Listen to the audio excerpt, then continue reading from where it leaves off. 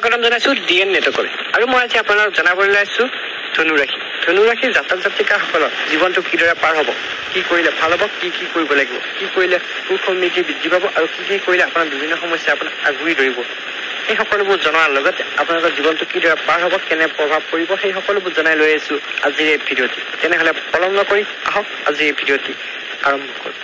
বন্ধুসকল, আজি যাম ধনুৰাশিৰ বিষয়ে। তাৰ আগতে এটি কথা আপোনালোকক জনাই থ'ব ওলাইছোঁ, আপুনি যদি পোনপ্ৰথমবাৰৰ বাবে মোৰ চেনেলটিলৈ আহিছে তেনেহ'লে লাইক কৰিব, কমেণ্ট কৰিব, শ্বেয়াৰ কৰিব আৰু ছাবস্ক্ৰাইব কৰিবলৈ নাপাহৰিব। আৰু যদি আপুনি মোৰ চেনেলটিত এই ভিডিঅ'টি চাই ভাল পায় তেনেহ'লে লাইক কৰিব, কমেণ্ট কৰিব আৰু বেয়া পালে আপোনালোকে ডিছলাইক কৰি মোক মতামতসমূহ কমেণ্ট বক্সত জনাব। তেনেহ'লে পলম নকৰি আহক আজি আমি ভিডিঅ'টি আৰম্ভ কৰোঁ। আপুনি আদৰ্শনিষ্ঠ, প্ৰজ্ঞাৱান, কষ্ট সহিষ্ণু আৰু স্বাধীন চেতিয়া, সততা, দয়া, স্পষ্টবাদী আপোনাৰ চৰিত্ৰৰ বৈশিষ্ট্য হয়। আপোনাৰ ব্যক্তিত্ব আনকো দম্ভালি কৰি ভুল বুলি ধাৰণা কৰি লয়। লগতে বিদ্যাৰ্থীৰ পক্ষে শুভ, প্ৰতিযোগিতামূলক পৰীক্ষাত আৰু গৱেষণা ইত্যাদিত ফলাফলসমূহ আপুনি ভাল কৰে। উচ্চ শিক্ষাৰ ক্ষেত্ৰত বাধাসমূহ আপোনাৰ দূৰ হয়। স্নায়ুজনিত ৰোগত আপুনি ভোগাৰ সম্ভাৱনা থাকে। শনিৰ অহেতুক প্ৰভাৱত আপোনাৰ জীৱনত আকস্মিক কোনো ৰোগ, দুৰ্ঘটনা ইত্যাদি হ'ব পাৰে। লগতে কৰ্মক্ষেত্ৰত সফলতা অৰ্জন কৰিব। শিক্ষা, আদালত, বেংক, নিগম, সচিবালয় আদি কৰ্মচাৰীৰ বাবে শুভ। অৰ্থ উপাৰ্জনৰ পথ আপোনাৰ আশানুৰূপ আপোনাৰ সঞ্চয় কৰিব পাৰিব আৰু সঞ্চয় কৰিলেও আপোনাৰ খৰচৰ মাত্ৰা বাঢ়িব। ব্যৱসায়ীসকলৰ বাবে শুভ ফল লাভ কৰিব।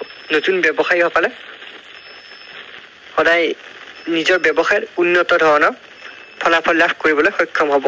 ভূমি আদি কিনা বেচাৰ যুগ আছে। কোনো লোকৰ দ্বাৰা সহায় সহযোগী বিশেষ উপকৃত হ'ব। আপোনাৰ জীৱনত দূৰ ভ্ৰমণত সাফল্যমণ্ডিত হ'ব।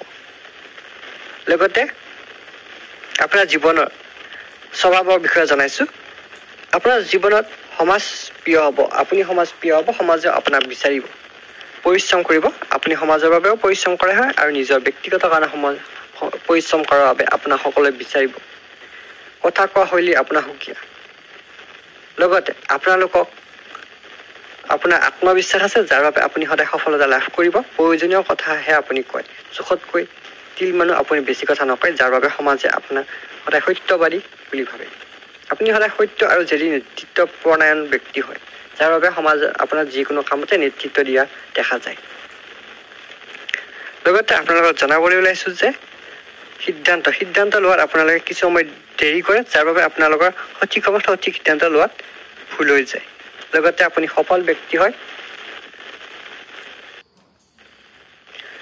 লগতে মান, যশ আৰু সিদ্ধান্ত লোৱাত আপোনালোকে সদায় সঠিক সময়ত সঠিক সিদ্ধান্ত লোৱাৰ বাবে সফল হোৱা দেখা যায়। গতিকে স্বাভাৱিক কাম কাজত আপোনাৰ খং বৃদ্ধি হয়, যাৰ বাবে আপুনি সফল হোৱাত কিছু দূৰ বা পলম সিদ্ধান্তবোৰ লোৱাটো আপোনাৰ অসুবিধাৰ সন্মুখীন হ'ব পাৰে।